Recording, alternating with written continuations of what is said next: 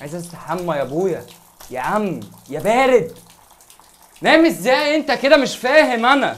انا هصحيك يا عم. يا عم في ايه يا عم؟ يا غبي انا نايم تحت الدش. يا دي ميه ولا دي حاجه ساقعه؟ اللي هيأثر فيا شويه الميه بتوعك يعني. اجيب لك ايه؟ اصحيك؟ عايز اروح شغلي. هات لي سمكه. سمكه؟ ده انت بارد. عارف الولد ده؟ انا سمكات. استفتحناش من الصبح، ما فيش زبون، العربيات مش حرانه ولا ايه؟ صباح الفل. الغسله بقت بكام يا باشا؟ ب10 زمايل. صباح ورد على اخويا حوده اللي مثبت الاسعار. الله يحنن عليك يا باشا، بس دول 20 مش 10. ما هي العربيه مش هجدع مني ان انا اروق عليها، وانا لا، لازم اروق على نفسي.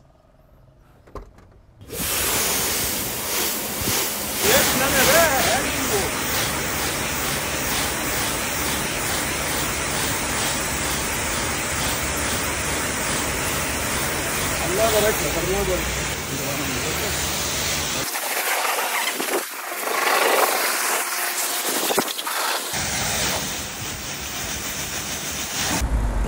عرفت بقى معلمي جايبنا من اخر الدنيا انت ليه؟ ما الله يبارك له صاحب القهوه، من ساعه موجه الحر اللي دخلت البلد وما بقاش ينزل مع كوبايه القهوه كوبايه ميه بس، بقى بينزل جرد الميه. انت جايبنا عشان الموضوع، مالك ايه؟ صدق كنت هنسى الموضوع ده. قول لي بقى الجماعه اللي كنت مكلمك عليهم ان انا سالت عليهم وعجبوني وقلت بيت ولاد حلال وقلت ان انا ربنا يتمم لنا بخير، رفضوني. يعني هي حاجه جديده؟ ما انت على طول بتترفض. انا مش متضايق عشان رفضوني، انا متضايق عشان السبب اللي رفضوني عشانه. ايه رفضوك عشان بتشجع برشلونه ولا ايه؟ يا ريتها جت على كده. ابوها قالها لي بالفم المليان واستقعدت الرجاله.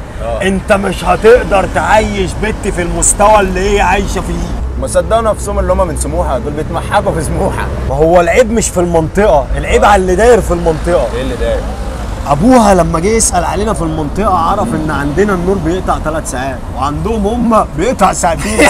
قال لك مش هتعرف تعيش بنت في المستوى اللي هي عايشه فيه. الشغله في النور يعني. الشغله في النور. قومي يا حزين، انا اسف ان طلعت بيك الزفه، كان المفروض اجيب عربيه ايجار. ايه سخنت تاني؟ هو كل يوم على المرار ده يا عم؟ هتلاقي خفة حراره ولا بيحة؟ تعبنا قسما بالله، تعبنا يا ابن الحلال. اذا كنا احنا اللي شباب وورور بنفرفر من الحراره، دي ست كبيره دي لازم نراعيها. نجيب لها 2 محلول يعني شوف انت رايح فين يا عم؟ الله يرضى عنك ما تتريقش. انت حته حاجه. يلا بينا يا عم. انت بتروح الشغل. ايه ده؟ ايه اللي انت عامله في حالك ده يا عم؟ انت جامعك انت البيك شو؟ طب ما هو النور كان قاطع من شويه، هل انا قلت دي دخلت الاندرتيكر؟ يا عم انا دلوقتي راجل مجنون وانت راجل عاقل 10 على 10. طب لابس فلنة حمالات على تيشيرت وعديناها، منزل الحماله ليه؟ عايز افهم.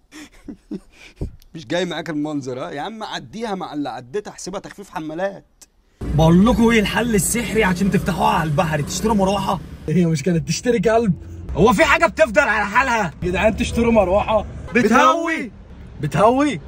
والله العظيم انا كنت شاريها على اساس ان هي بتجيب هوا، طلعنا انا وهي عايزين تكييف. على سدة النفس.